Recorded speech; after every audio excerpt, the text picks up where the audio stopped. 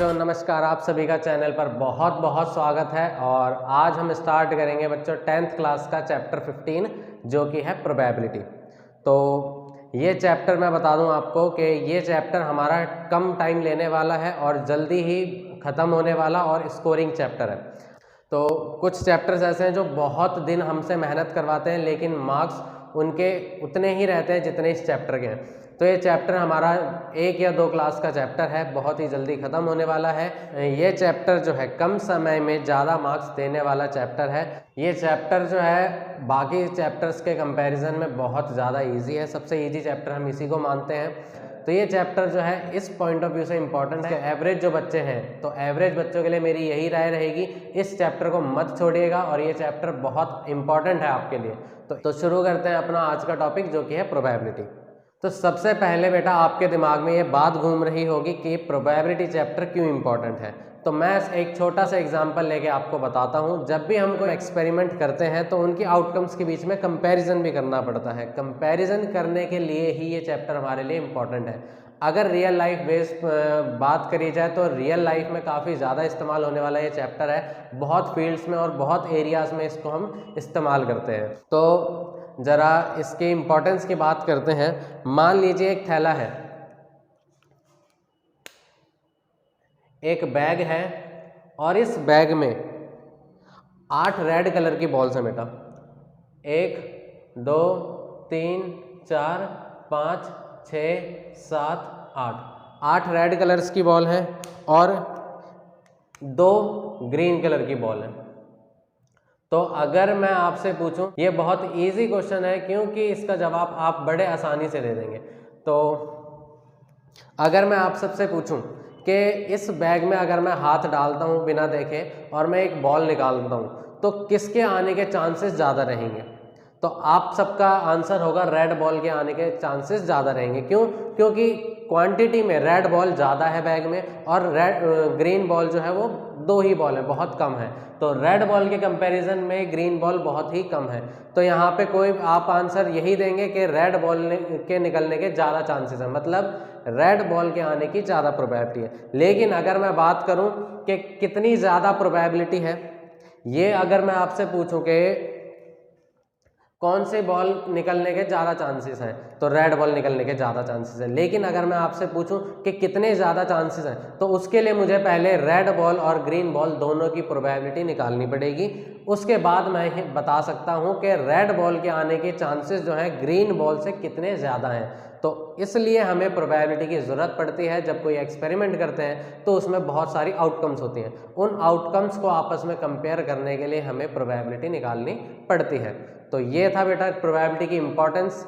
अब हम बात करते हैं कि इस चैप्टर में हमें क्या क्या पढ़ना है। तो बेटा ये रहे वो टॉपिक्स जो हमें इस चैप्टर में पढ़ने हैं। सबसे पहले हम डिस्कस करेंगे यहाँ की बेसिक टर्म्स की।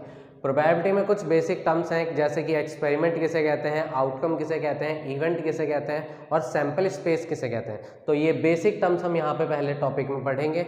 उसके बाद हम आगे बढ़ेंगे और टाइप्स ऑफ इवेंट की बात करेंगे कि इवेंट कितनी टाइप्स की होती हैं। उसके बाद हम जाएंगे टाइप्स ऑफ क्वेश्चंस के। तो अगर क्वेश्चंस की बात करी जाए, आपको टोटल मिला के यहाँ पे ये कुछ 5 टाइप्स हैं, इनके क्वेश्चंस मिलेंगे। पहला टाइप है कॉइन्स। या तो आप जो क्वेश्चन यहाँ पे पढ़ेंगे वो कॉइन से रिलेटेड होगा या दूसरा डाइस से रिलेटेड होगा। जी हाँ, वही डाइस जिससे हम लूडो खेलते हैं।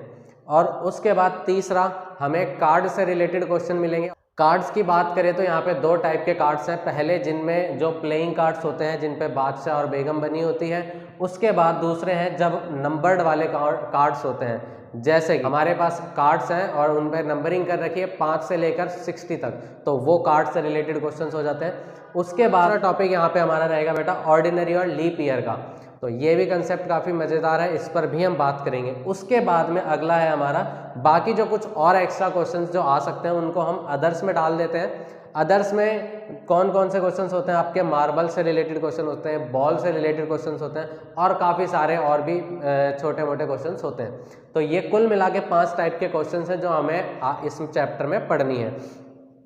तो आप एक काम कीजिएगा, पहले पेज पर चैप्टर की हेडिंग लिख के इन टॉपिक्स को लिख लीजिएगा, और गारंटी है कि आपके पेपर में जो क्वेश्चंस आएंगे प्रोबेबिलिटी के, वो आप बहुत ही खुशी खुशी उनको कर देंगे और सही करेंगे।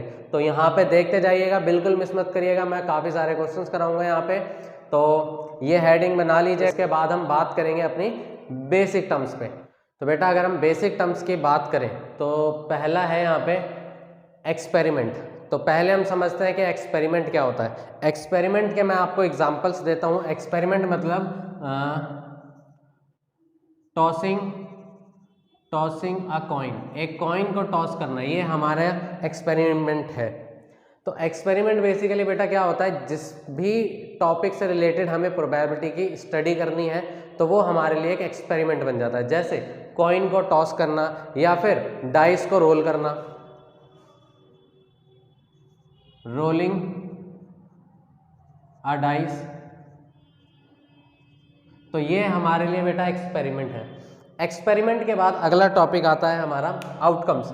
आउटकम्स क्या होता है बेटा, अगर आउटकम्स की मैं सिंपल वर्ड में बताऊं तो ऑल पॉसिबिलिटीज,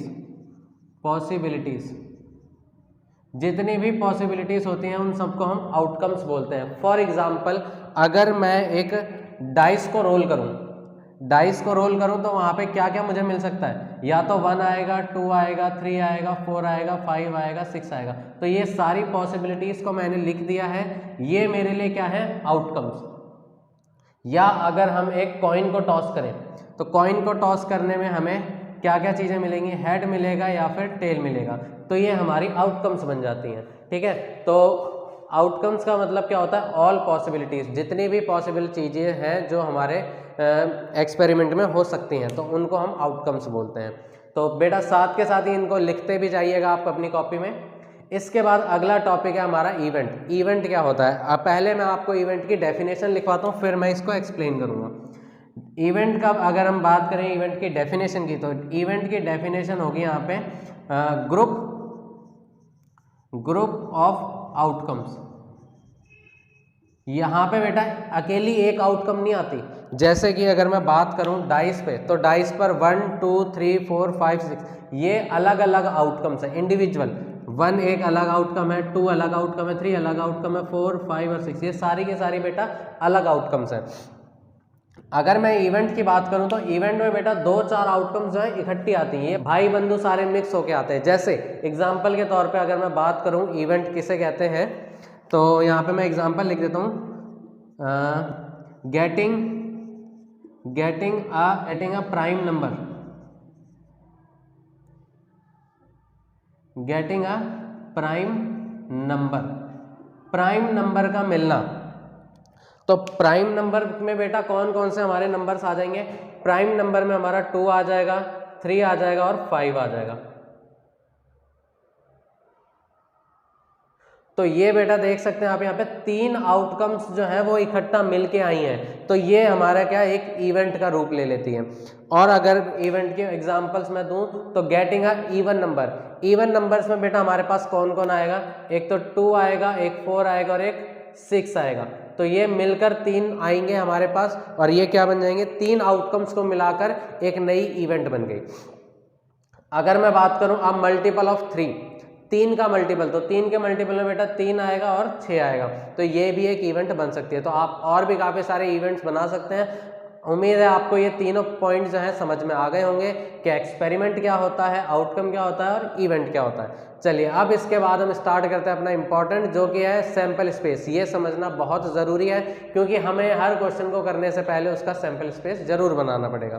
तो सैंपल स्पेस क्या होता है बेटा, अगर इसकी डेफिनेशन की मैं बात करूँ तो सैंपल स्पेस होता है a set of all possible outcomes।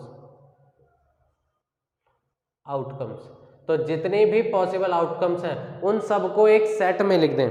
ये बेटा इंपॉर्टेंट वर्ड है यहाँ पे सेट, और ये सेट क्या है आप डिटेल में 11वीं क्लास में पढ़ेंगे, लेकिन यहाँ पे एक छोटी सी झलक उसकी दिखलाई गई है, तो वो आप भी झलक देख लीजिए क्या है।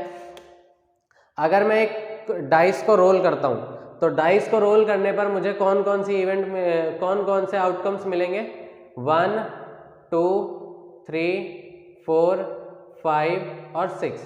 तो ये इस और सारी आउटकम्स को हमें क्या करना है, एक इस वाले सेट में लिखना है, ऐसे वाले ब्रैकेट बना के लिखना है बेटा। और ऐसे वाले ब्रैकेट बना के ही जब अंदर एलिमेंट्स को हम लिखते हैं तो उसको हम सेट बोलते हैं, यानी यहाँ पर हम उस सेट को क्या बोलेंगे, सैंपल स्पेस नाम दिया है हमने, तो हम सैंपल स्पेस बोलेंगे। यहाँ पे आपका एस का मतलब क्या है, सैंपल स्पेस।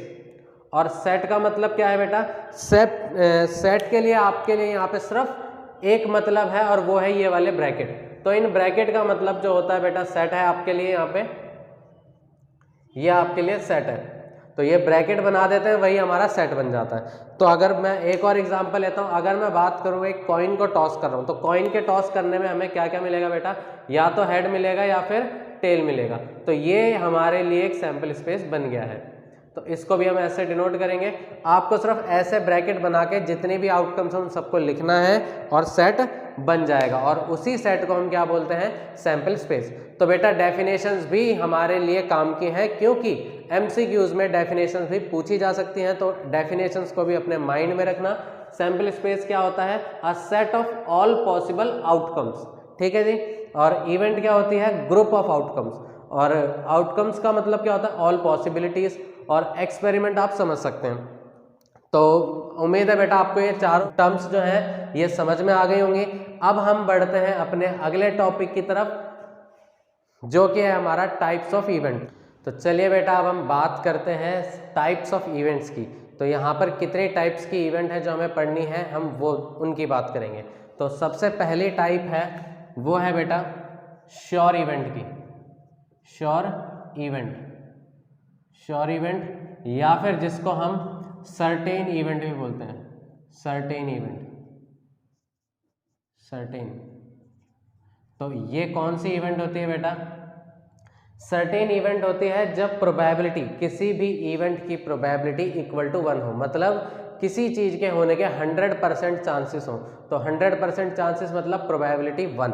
तो जिसकी प्रोबेबिलिटी 1 होती है या जिसके होने के चांसेस 100% होते हैं उसको हम श्योर इवेंट बोलते हैं या फिर सर्टेन इवेंट बोलते हैं। सर्टेन का बेटा हिंदी मीनिंग होता है निश्चित, कि जो चीज निश्चित है, फिक्स है कि वो होगी ही होगी। जैसे अगर मैं डाइस को रोल करूं और उस पर 7 से कम नंबर आएगा, इसकी क्या प्रोबेबिलिटी है? जी हाँ, इसके 100% चांसेस है, क्योंकि 7 से कम ही नंबर उस पर होते हैं। तो ऐसी इवेंट को हम श्योर इवेंट बोलते हैं। तो यहाँ पे मैं लिख देता हूँ श्योर इवेंट क्या होती है, विद प्रोबेबिलिटी 1, विद प्रोबेबिलिटी 1 और 100% चांस हो जिसके। तो प्रोबेबिलिटी को बेटा हम चांस भी बोलते हैं यहाँ पे। तो जिस चीज के होने के 100% चांसेस है, या फिर इसको मैं ऐसे लिख देता हूँ रेड से,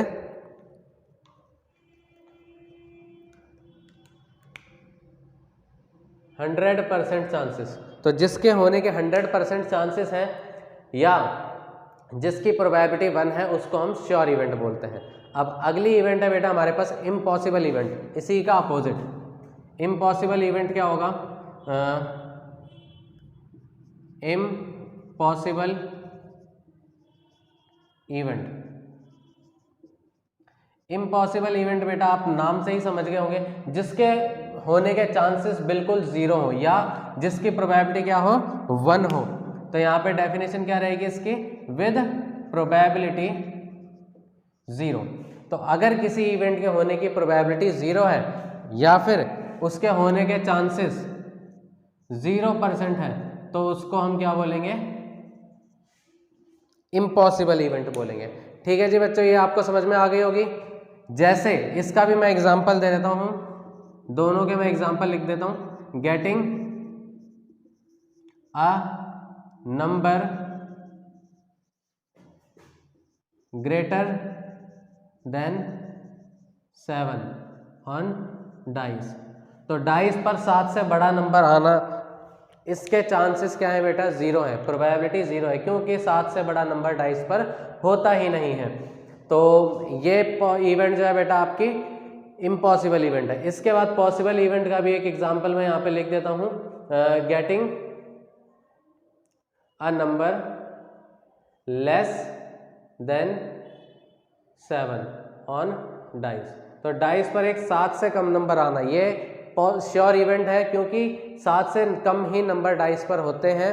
1 2 3 4 5 6 सारे के सारे नंबर 7 से कम होते हैं, तो इनके आने की प्रोबेबिलिटी जो है वो 1 है, मतलब 100% चांसेस हैं। इसके बाद बेटा अगली इवेंट है हमारी इक्वली लाइकली इवेंट।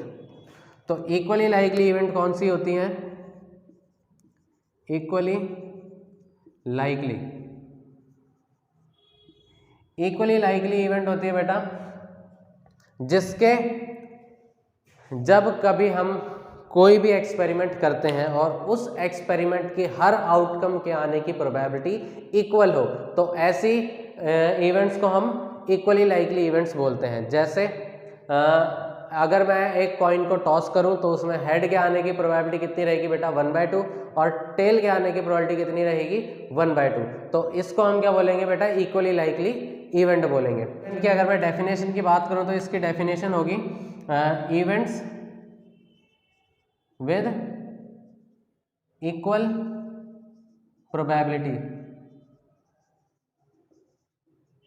प्रोबेबिलिटीज। तो ऐसी इवेंट जिनके आने की प्रोबेबिलिटी जो है वो इक्वल हो, उसको हम क्या बोलते हैं बेटा? इक्वली लाइकली इवेंट बोलते हैं। इसके बाद बेटा चौथी प्रॉपर्टी हमारी क्या है? यहाँ पे मैं थोड़ा सा बेटा समझा देता हूँ। जैसे अगर मैं कॉइन को टॉस करता हूँ तो कॉइन पे हेड के आने की प्रोबेबिलिटी कितनी रहती है? 1/2, और टेल के आने की प्रोबेबिलिटी कितनी रहती है? 1/2। तो ये दोनों ही इवेंट आपस में क्या है बेटा? Equally likely. ओके, तो इसके बाद अब हम चौथे पॉइंट पर आते हैं जो है हमारा complementary event. Complementary event. Complementary event क्या होता है बेटा? जब भी किसी इवेंट के सामने हम नॉट लगा देते हैं तो वो उस इवेंट की कॉम्प्लीमेंट्री इवेंट बन जाती है, नॉट ई। तो इसको जरा हम समझते हैं क्या है बेटा, कि मान लीजिए दो इवेंट है, एक है ई और एक है ई नॉट। तो इसको हम इससे भी डिनोट करते हैं बेटा, ई के ऊपर बार लगा के। तो इसको हम ऐसे भी लिख सकते हैं या फिर ई नॉट, ई के ऊपर बार लगा के, और कभी कभी हम इसको ई डैश से भी रिप्रेजेंट करते हैं बेटा, ई डैश, ये रहा ई डैश। तो ध्यान से कोई सी भी नोटेशन जो है वो पेपर में इस्तेमाल की जा सकती है। तो यहाँ पे हम बात करते हैं बेटा ई क्या है? ई का मतलब है हेड का आना। एक कॉइन को मैं टॉस कर रहा हूँ और उस पर हेड आए, ई प्रोबेबिलिटी का मतलब क्या है बेटा? हेड आना। और ई नॉट का मतलब क्या हो जाएगा बेटा? नॉट हेड, हेड नहीं आएगा, इसकी क्या प्रोबेबिलिटी है? जैसे मान लीजिए मैं यहाँ पे निकालूं प्रोबेबिलिटी ई, मतलब हेड के आने की क्या प्रोबेबिलिटी है? वो है बेटा आप सबको पता है 1/2। अब अगर मैं बात करूं नॉट हेड प्रोबेबिलिटी ई बार की, तो वो कैसे निकलेगी बेटा? 1 माइनस करके, 1 माइनस प्रोबेबिलिटी ई। तो आपके पास किसी इवेंट के होने की प्रोबेबिलिटी दे रखी है, तो उसको 1 माइनस कर दीजिए, आपके पास उसके ना होने की प्रोबेबिलिटी आ जाएगी, वो भी आ जाएगी बेटा 1/2। इसको मैं थोड़ा और एग्जांपल से समझाता हूँ। मान लीजिए बेटा एक थैला है और थैले में कुछ बॉल्स डली हुई हैं, थैले में कुछ बॉल्स डली हुई हैं और मुझे नहीं बता रखा कितनी बॉलें हैं। तो मुझे रेड बॉल के आने की प्रोबेबिलिटी दे रखी है। कुछ रेड बॉल्स हैं, जो दो टाइप की बॉल्स है थैले में, वो कौन सी हैं? एक तो रेड है और एक ग्रीन टाइप की बॉल्स है। तो मुझे नहीं बता रखा कि रेड बॉल कितनी है और ग्रीन बॉल कितनी है। तो मुझे सिर्फ थैले में यही बता रखा है कि ग्रीन बॉल्स डली हुई हैं कुछ और रेड बॉल डली हुई हैं। तो रेड बॉल के आने की प्रोबेबिलिटी बेटा मुझे दे रखी है, प्रोबेबिलिटी रेड बॉल आएगी, इसकी क्या प्रोबेबिलिटी है? प्रोबेबिलिटी आपको दे रखी है बेटा 3/7। अब अगर मुझे वो बोले कि रेड नहीं आएगी, मतलब प्रोबेबिलिटी नॉट रेड, इसकी क्या प्रोबेबिलिटी है? रेड बॉल नहीं निकलेगी। अगर मैं थैले में हाथ डालता हूँ रेड बॉल निकलेगी, इसकी क्या प्रोबेबिलिटी है बेटा? 3/7। और अगर मैं थैले में हाथ डालूं रेड बॉल नहीं निकलेगी, इसकी क्या प्रोबेबिलिटी है बेटा? तो मैं 1 माइनस जो मुझे रेड बॉल के आने की प्रोबेबिलिटी दे रखी है उसको मैं 1 में से माइनस करूंगा, तो मेरे पास क्या आएगा बेटा? 4/7, जो कि रेड बॉल के ना आने की प्रोबेबिलिटी दे रखी होगी। तो उम्मीद है आपको ये बात समझ में आ गई होगी बेटा। अगर आज मान लीजिए आज बारिश होगी, इसकी प्रोबेबिलिटी कितनी है? 1/7। आज बारिश होने के चांसेस कितने बेटा? 1/7। 1/7 प्रोबेबिलिटी है कि आज बारिश होगी। तो आज बारिश नहीं होगी, इसकी क्या प्रोबेबिलिटी है बेटा? इसकी प्रोबेबिलिटी होगी बेटा 1 - 1/7 यानी 6/7। तो उम्मीद है बेटा आपको ये समझ में आ गया होगा। अब इसके बाद हमें यहाँ पे कुछ और जानकारी पढ़नी है प्रोबेबिलिटी के बारे में, तो अब हम उस टॉपिक को स्टार्ट करते हैं। तो बेटा अब हमें कुछ इंपॉर्टेंट नोट्स के बारे में बात करनी है, जिसमें पहला नोट है कि किसी भी इवेंट की प्रोबेबिलिटी जो है वो कहाँ से कहाँ तक हो सकती है, मैक्सिमम वैल्यू और minimum value of a probability. तो प्रोबेबिलिटी जो है वो मैक्सिमम, किसी भी चीज़ के होने की प्रोबेबिलिटी मैक्सिमम 1 हो सकती है या फिर मिनिमम से मिनिमम 0 हो सकती है। 0 और 1 के बीच में ही हमेशा किसी भी इवेंट की प्रोबेबिलिटी लाई करती है। तो कभी भी 1 से प्रोबेबिलिटी ज़्यादा नहीं होती और 0 से कम यानी नेगेटिव नहीं हो सकती।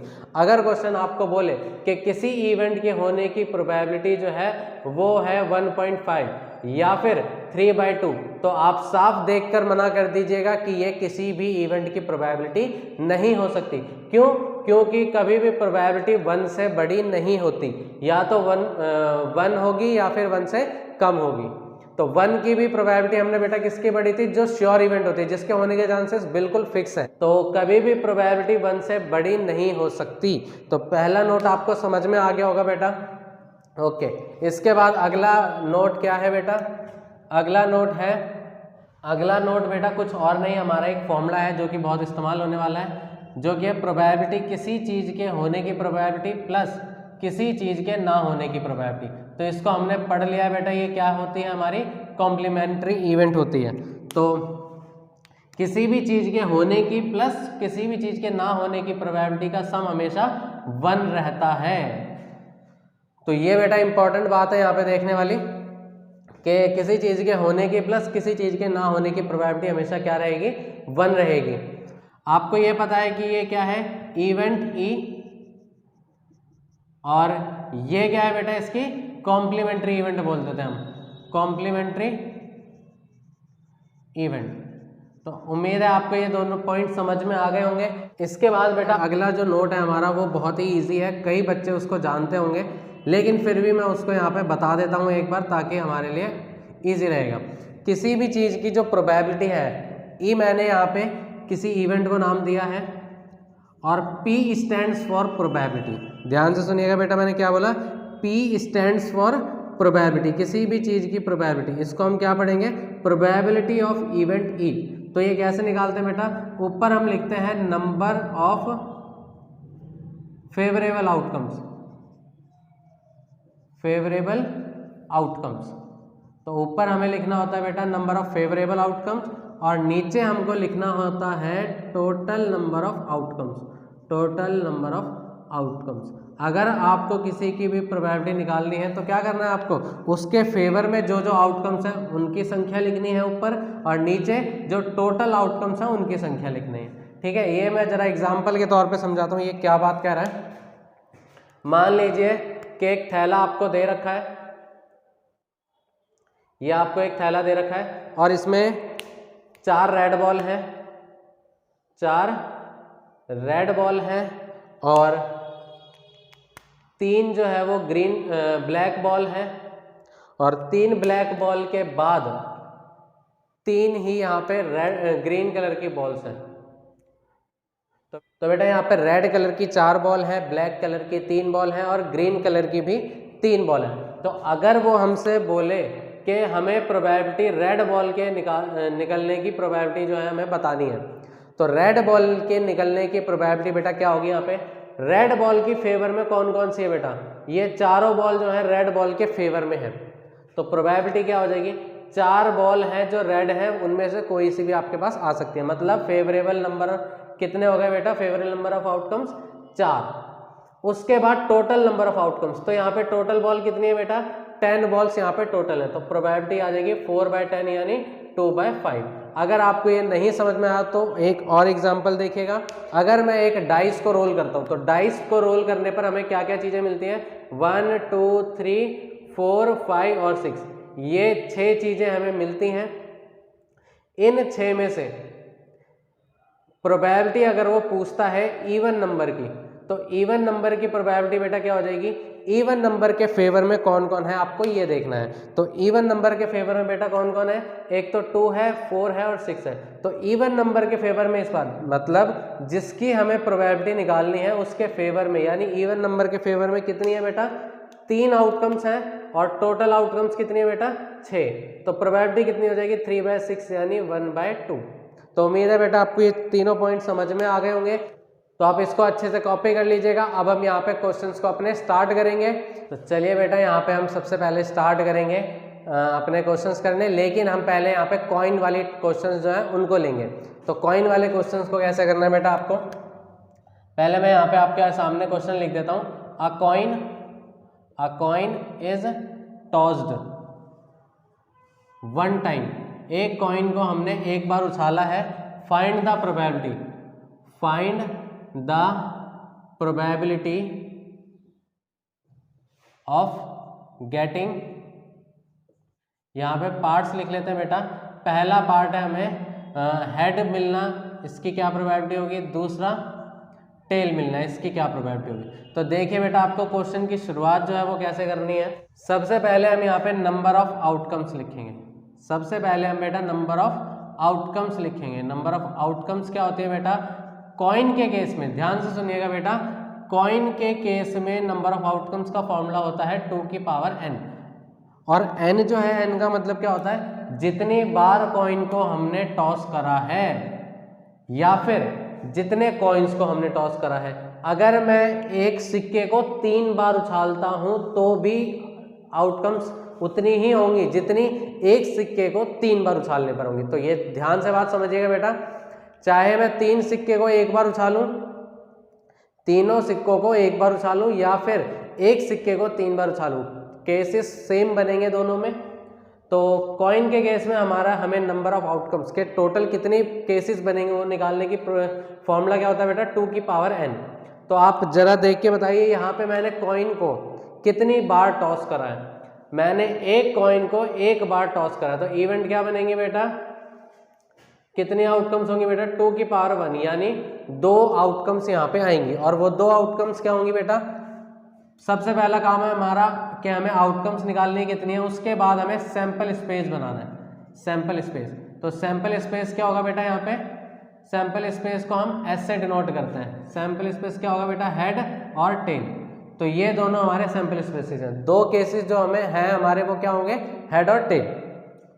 तो यहाँ पे हेड के आने की क्या प्रोबेबिलिटी है बेटा, 1/2, और टेल के आने की क्या प्रोबेबिलिटी है बेटा, 1/2। तो ये आपको समझ में आ गया होगा बेटा, ठीक है। तो अब हम बात करते हैं, थोड़ा अच्छा क्वेश्चन लेते हैं, एक कॉइन को 2 बार टॉस करते हैं। तो लीजिए बेटा अगला क्वेश्चन आपके सामने है।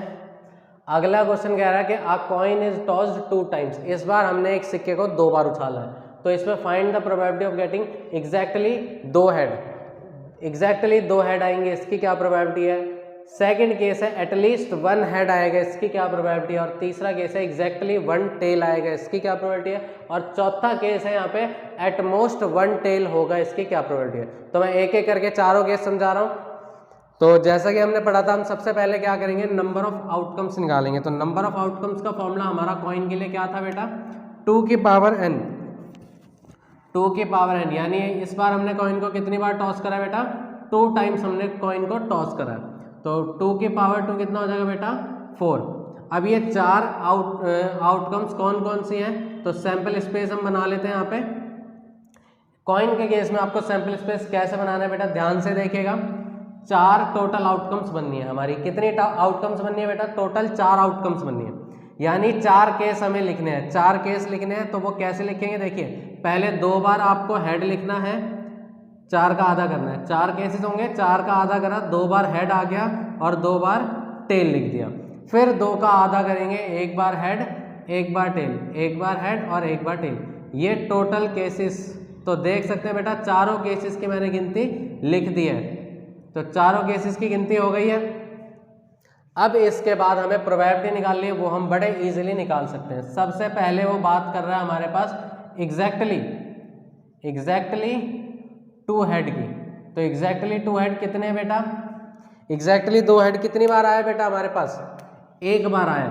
तो बेटा ज़रा मैं आपको ये इवेंट्स भी समझा देता हूँ। ये जो आउटकम्स हैं ये कैसी हैं कि क्वेश्चन ऐसा है कि मेरे पास मैं एक कॉइन को 2 बार उछाल रहा हूँ। मैंने एक कॉइन लिया, मैंने एक बार उछाला और 2 बार दूसरी बार भी उछाल दिया। इसके बाद जो केसेस होंगे वो मैं यहाँ पे नोट कर रहा हूँ कि नोट पे क्या हो सकता है केसेस। सबसे पहला केस क्या बनता है बेटा हमारे पास यहाँ पे, मैंने जब पहली बारी कॉइन को टॉस करा तब भी हेड आया हो, और दूसरी बार जब कॉइन को टॉस करा तब भी हेड आया हो।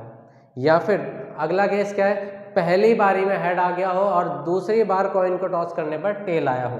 या फिर पहली बारी जब कॉइन को मैंने टॉस करा तो टेल आया हो और दूसरी बारी में हेड आया हो, या फिर दोनों बारी में टेल आया हो। तो ये 4 पॉसिबल आउटकम्स हैं, ये 4 केसेस हैं टोटल जो बन सकते हैं।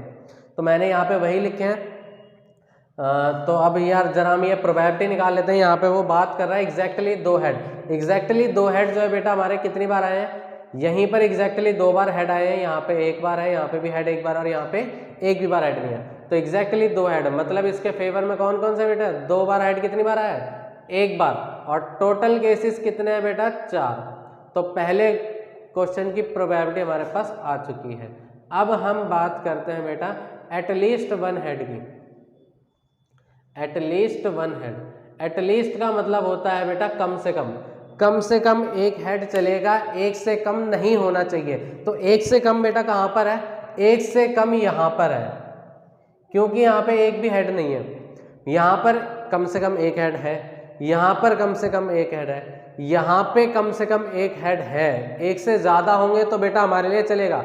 अगर मैं बोलूँ कम से कम 1 हेड चाहिए, इसका मतलब क्या है, कम से कम 1 हेड तो चाहिए, 1 हेड से कम नहीं हो सकता। लेकिन अगर 1 हेड से ज़्यादा हो तो हमारा चलेगा। तो यहाँ पे 2 हेड है, ये भी हमारा आएगा। यहाँ पे 1 हेड है, ये भी चलेगा। यहाँ पे 1 हेड है, ये भी चलेगा। लेकिन यहाँ पर 1 भी हेड नहीं है, तो इसलिए हम इसको नहीं लेंगे। तो यहाँ पे प्रोबेबिलिटी क्या हो जाएगी बेटा हमारे पास 3/4। ठीक है जी। इसके बाद तीसरे इवेंट की बात करते हैं हम। तीसरी हमें प्रोबेबिलिटी किसकी निकालनी है बेटा, एग्जैक्टली 1 टेल की। एग्जैक्टली 1 टेल, तो एग्जैक्टली 1 टेल की बात करते हैं। एग्जैक्टली 1 टेल कितनी बार आया बेटा हमारे पास, एग्जैक्टली 1 टेल हमारे पास 2 बारी में आया है। कौन कौन सी वो 2 बारी है, यहाँ पर एग्जैक्ट सिर्फ और सिर्फ 1 टेल है, और यहाँ पर भी सिर्फ और सिर्फ 1 टेल है। एग्जैक्टली का मतलब होता है बेटा सिर्फ और सिर्फ 1 टेल चाहिए हमें। तो 1 टेल यहाँ पे कितनी बार है बेटा 2 बार। तो प्रोबेबिलिटी क्या हो जाएगी इसकी 2/4 यानी 1/2। इसके बाद बात करते हैं बेटा हम फोर्थ की। फोर्थ में क्या कह रहा है बेटा वो, एटमोस्ट 1 टेल, ज़्यादा से ज़्यादा 1 टेल होना चाहिए, 1 से ज़्यादा नहीं होना चाहिए। तो 1 से ज़्यादा टेल बेटा किसमें हमारे पास, 1 से ज़्यादा टेल जो है वो हमारे पास सिर्फ इस वाली इवेंट में। यहाँ पे 1 से ज़्यादा टेल है, 2 टेल दे रखे हैं। एटमोस्ट का मतलब होता है बेटा ज़्यादा से ज़्यादा 1 होना चाहिए, 1 से ज़्यादा नहीं होना चाहिए। अगर 1 से कम होंगे तो चलेगा, 1 टेल होगा तो चलेगा, 1 से कम यानी 0 टेल होगा वो भी चलेगा। तो यहाँ पे कौन कौन सी इवेंट हमें लेनी है, इसमें 1 भी टेल नहीं है, मतलब 1 से कम टेल है, इसमें चलेगा। 0 टेल है मतलब चलेगा। अच्छा, इसमें बेटा ज़्यादा से ज़्यादा 1 टेल होना चाहिए, तो इसमें 1 टेल है, ये भी चलेगा। इसमें 1 टेल है बेटा, ये भी चलेगा। लेकिन इसमें 1 से ज़्यादा टेल है, इसलिए ये नहीं चलेगा। तो ये तीनों इवेंट हमारे पास आएंगी। तो इसकी प्रोबेबिलिटी कितनी हो जाएगी बेटा 3/4। ठीक है जी बेटा, उम्मीद है आपको ये समझ में आ गया होगा। अब हम बात करते हैं अपने अगले क्वेश्चन की। तो उस क्वेश्चन में हम कॉइन को 3 बार टॉस करेंगे। तो बेटा आप देख सकते हैं अगला जो क्वेश्चन है वो मैंने आपके सामने लिख दिया है। क्वेश्चन है अ कॉइन इज टॉस्ड 3 टाइम्स। इस बार हमने कॉइन को 3 बार टॉस करा है। और find the probability of getting, सबसे पहले एग्जैक्टली 2 हेड, और वही 4 केसेस है जो हमने पिछले क्वेश्चंस में करे थे। तो सबसे पहले यहाँ पे हम नंबर ऑफ आउटकम्स की बात करेंगे। तो यहाँ पे कितनी आउटकम्स बनेंगी बेटा 2⁻3, क्योंकि हमने कॉइन को 3 बार टॉस करा है। 2⁻3 यानी 8 आउटकम्स यहाँ पे होंगी। और वो 8 आउटकम्स कौन कौन सी होंगी, तो पहले हम सैंपल स्पेस बना लेते हैं। तो सैंपल स्पेस बेटा कंपलसरी है, ज़रूरी बनाना है, क्योंकि इसके बिना हमारा क्वेश्चन जो है वो गलत भी हो सकता है। तो सैंपल स्पेस बना लेते हैं। इस बार देखिए बेटा टोटल हमारे पास 8 केसेस हैं, मतलब 8 आउटकम्स हमें लिखनी है। और आउटकम्स कैसे लिखेंगे उसका तरीका क्या है, पहले 8 का आधा करेंगे। 8 का आधा कितना हो जाएगा बेटा 4, 4 बार हेड लिखेंगे और 4 बार टेल लिखेंगे। इसके बाद 4 का भी आधा करेंगे।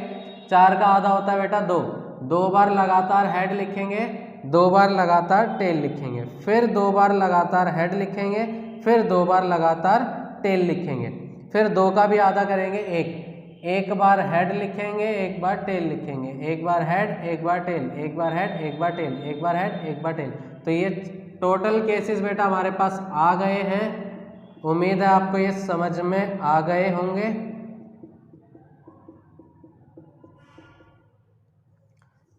तो ये सैंपल स्पेस बेटा हमारा बन चुका है।